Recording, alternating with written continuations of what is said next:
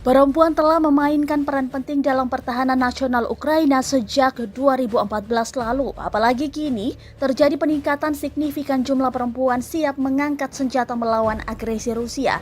Kristina tinggal bersama keluarganya di Italia. Selama lebih dari 1 dekade bekerja di supermarket dan bernyanyi di pesta pernikahan di waktu luangnya. Tetapi ketika ketegangan militer meningkat setahun yang lalu di sepanjang perbatasan timur Ukraina, perempuan Ukraina berusia 29 tahun itu kembali ke negara kelahirannya untuk menjadi seorang tentara.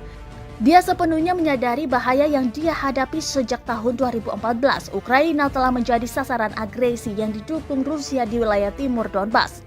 Resiko mengucapkan selamat tinggal pada kehidupan selalu ada.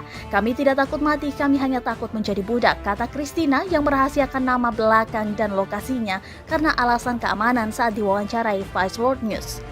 Aku akan berada di tanah airku sampai titik darah penghabisan, lanjut dia. Keputusan perempuan Ukraina seperti Kristina untuk mengangkat senjata demi membela negara dari ancaman Rusia membuat barisan perempuan yang lebih tinggi daripada kebanyakan angkatan bersenjata lainnya di dunia.